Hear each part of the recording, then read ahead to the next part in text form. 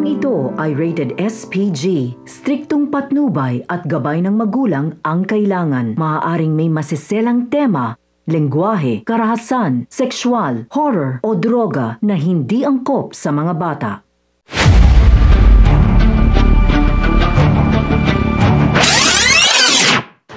Mga kapamilya, ibinigay na nga ni Olga kay David ang hiling nito na kalahating milyon. At muling pinaalala kay David na hindi umano porket nagkasama sila ni Ramon ay kumbinsido na nito na siya ang anak nito. At isang pagkakamali lang nito ay papatayin siya ni Ramon kung kaya't wag itong maging kampante. Matapos ng sermonan ni Tinding si Roda ay hindi pa rin ito matiis na tulungan si Roda dahil naniniwala siya na may pagkakataon pa para magsisi at magbago si Roda sa kanyang mga pagkakamali. Ngunit sa kabila nito ay tila pinapairal pa rin ni Roda ang kanyang pride dahil nagawa pa nitong magreklamo sa tirang pagkain na ibinigay ni Nanoy at Tinding. Maya-maya pa nga ay pinanindiganan ni Roda ang pagiging pulubi nang makita niyang may nag-abot sa kanya ng pera. Habang ang mag-asawang Nita naman at Marsing ay tuloy-tuloy pa rin ang panghihikayat sa mga taga-Quiapo na mangutang sa kanilang 5-6. Sa kabilang banda, mangangamba naman si Ben dahil baka umano na mukuan si Tanggol sa labas at baka nakita ito sa dami ng CCTV sa establishmento at pag nangyari umano ito ay tiyak na mapapahamak sila Chief Espinas at paiimbestigahan ang bilibid. Tuluyan ang pinalaya ni Espinas ang mga kaibigan ni Tanggol. Malaking pasasalamat nila kay Tanggol dahil ginawa ni Tanggol na pumatay kahit ayaw nga nito.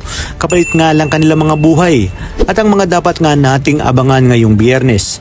Mababalitaan ni Tinding ang nangyaring riot sa Bilibid kung kaya't labis-labis ang pag-aalala nito sa kanyang apong si Tanggol at kailangan niya umanong bisitahin si Tanggol sa lalong madaling panahon.